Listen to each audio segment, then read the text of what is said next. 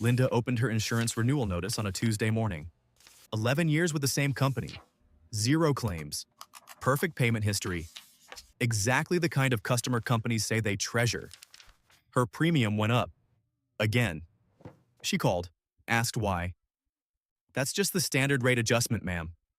She paid it because that's what responsible people do. 3 weeks later, her neighbor Greg mentioned he just switched insurance companies. Same neighborhood, same car, same coverage. Greg pays $640 less per year. Linda is the loyal customer, Greg is the one who left, and the company is rewarding Greg. That's when I realized something was very, very wrong. My name's Woof, and this is why I've spent the last 6 months obsessed with one question that keeps me up for many nights. Why do the most loyal customers pay the most? Not just insurance, everywhere. Internet providers, phone plans, banks, streaming services, gym memberships. The pattern is identical. Stay loyal, pay more, threaten to leave. Suddenly there's a discount. Actually leave? Here's the best deal we've ever offered. It felt backwards. Cruel even. So I started digging. And what I found wasn't just unfair, it was designed. Let me show you how it works. Linda found her insurance company in 2012. Good reviews, fair price, $1,280 per year. She set up autopay and forgot about it. Year 2, $1,310. Small increase. Inflation probably. Year 3, $1,365. Understandable. Year 5, $1,480. She noticed but didn't call. Year 8, $1,640. Annoying, but switching felt like work. Year 11, $1,840.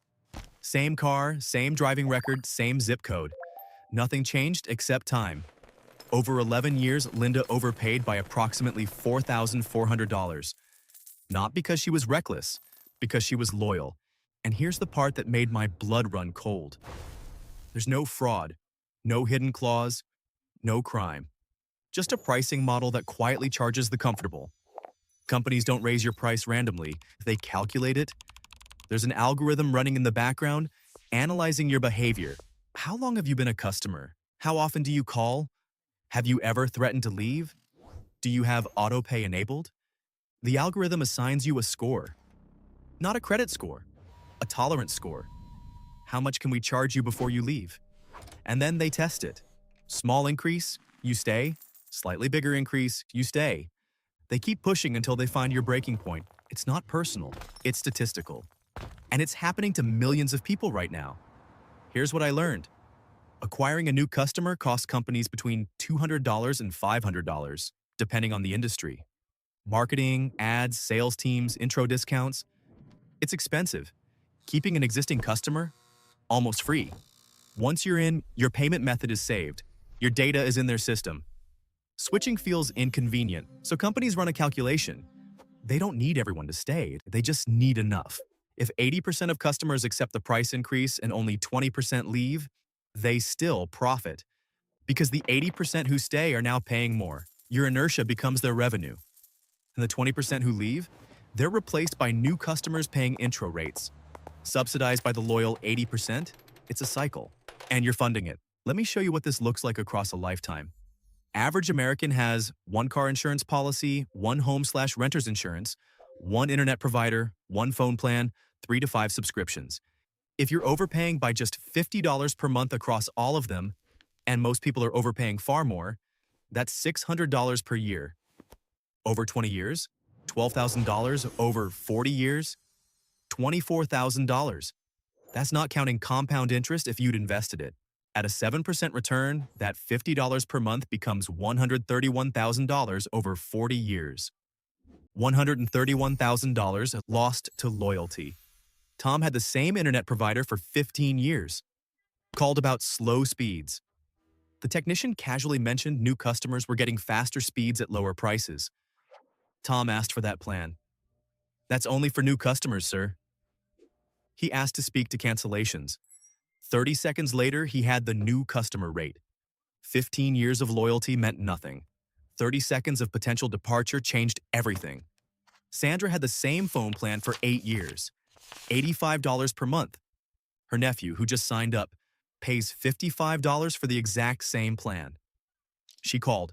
They offered $78. She pushed. $65. 8 years of overpaying for not asking. Here's what I realized. The system doesn't reward politeness. It responds to leverage.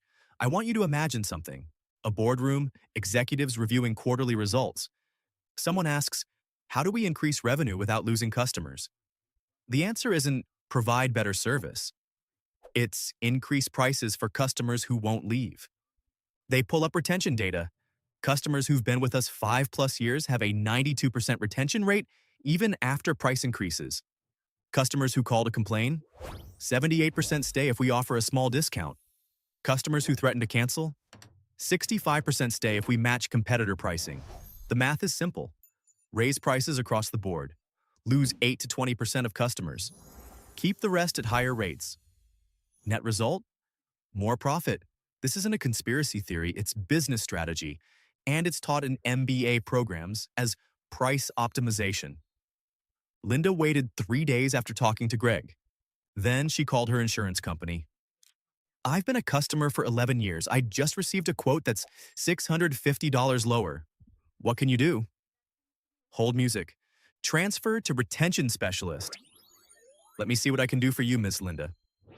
2 minutes later, I can offer you $1,340. $500 lower than her renewal, instantly. No new underwriting. No risk assessment. No policy change. Just a phone call. Linda didn't yell, didn't threaten, just asked. And suddenly, 11 years of autopay became leverage.